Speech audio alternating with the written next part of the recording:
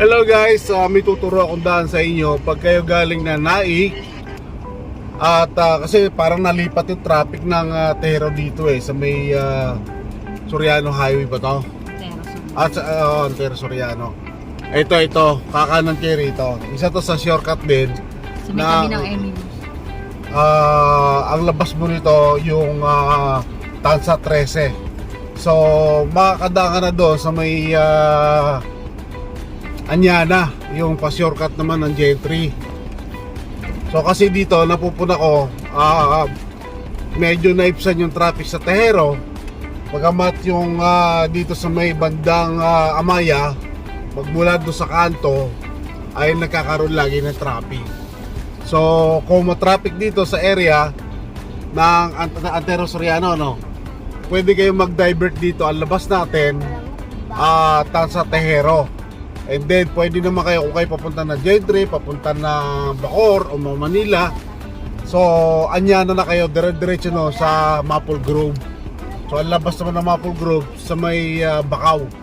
So napakalaking bagay kasi dito hindi pa namin naranasan dumadaan dito na natatraffic. Nagkataon na galing kami ng Naik.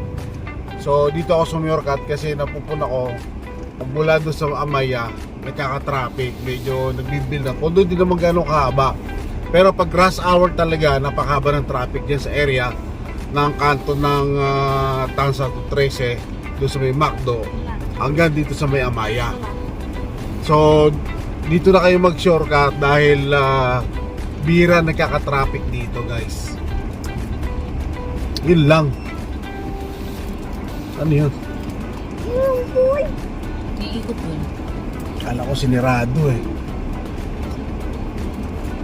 mga ginagawa.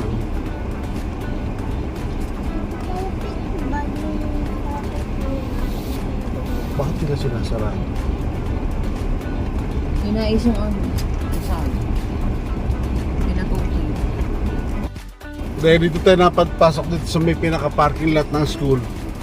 Gawa ng minaayos na tayong kalsada kaya sinirado nila. So hindi ko lang kung alam kung anong mga barangay ito itong dinadaan natin dahil hindi naman tayo taga-Tansa. Marami din minsan nag-shortcut dito. Pero bira tayo maka-encounter ng traffic dito sa tuwing ako napunta na Naik o galing na Naik. Pagka nakaramdaman ko na traffic sa may bandang Amaya o makalampas ng Amaya, dito na ako nagda-divert ng daan. So tama-tama lang yung luwag ng kalsada. Meron din dun sa kabila naman, kaso makimpit na kalsada. Mas makimpit pa rito. Kaya pag nagkasalubong ang dalawang four wheels, hirap. Pero kung maliit lang mga sakay mo, mga maliit na sakyan, okay na okay.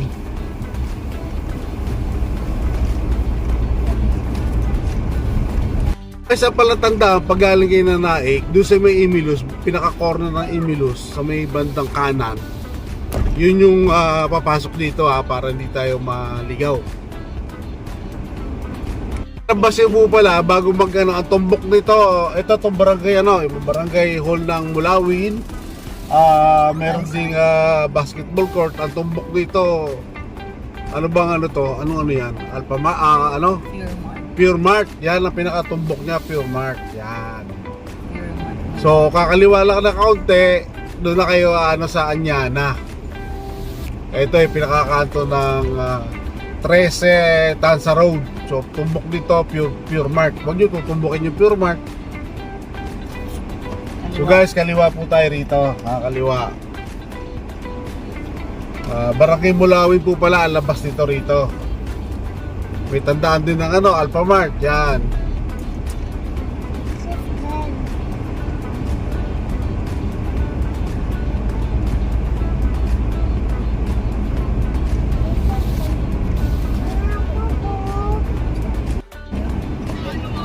Hindi pa.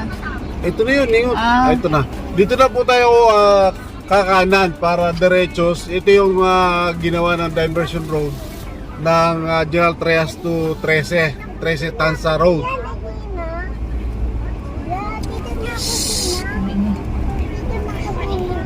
Ayan guys. So madali lang tandaan ito. Doon sa may Antero Soriano, doon sa pinaka corner ng Emilus, anong barangay kayo? Basta hindi ko matanda anong barangay yun eh. Doon sa Emilus, isa lang naman ang Emilus diyan.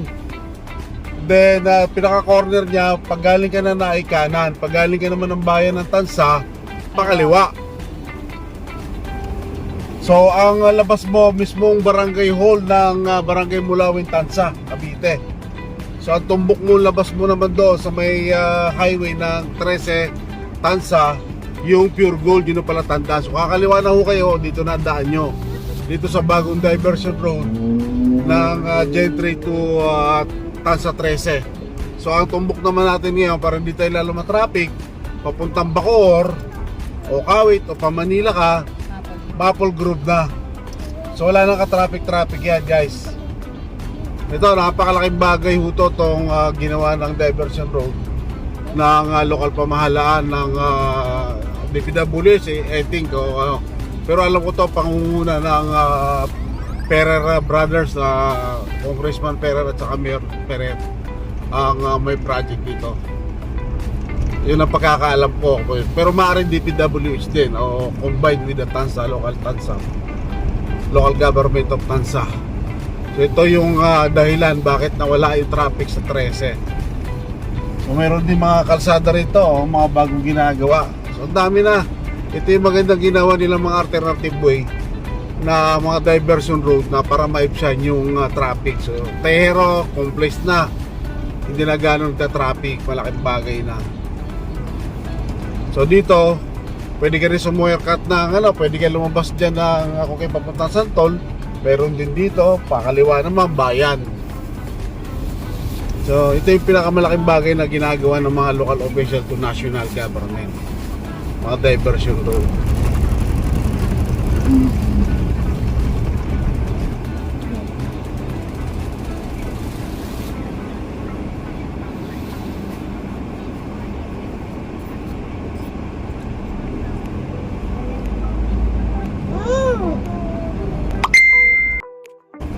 So ito naman ho yung kanto ng San Juan, Tehero, General Trias, Cavite.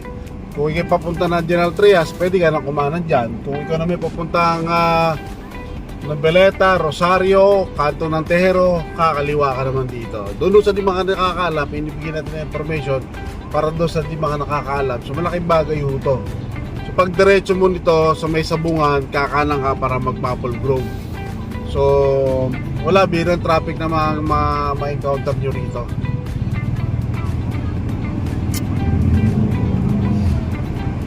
Lalo lang doon sa may mga emergency nagmamadali. So maganda dito kayo sa Mayorkat minsan para iwas traffic talaga. So ito naman yung Sabungan, kanto ng Sabungan. Kung kayo papunta naman ng Nobeleta, pwede ka rin kumaliwa dito. Pero ako dito ako lagi na dumadaan sa Maple Grove. So ito may diretso na rito, gawa na rin yung kalsada nito papuntang Gentry. Ang labas mo dyan, malapit na sa palengke eh. Hindi ko lang alam kung part ng San Juan yan o tama, part ng San Juan yung lalabas mo rito, gawa na rin yung kalsadang yan.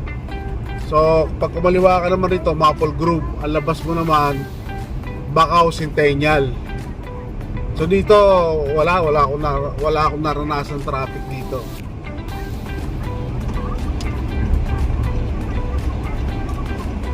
Yung diretso niyan, Gentry na ho yan, Barangay San Juan. So ito, dito tayo Maple Grove dahil papunta tayo ng Bacoor.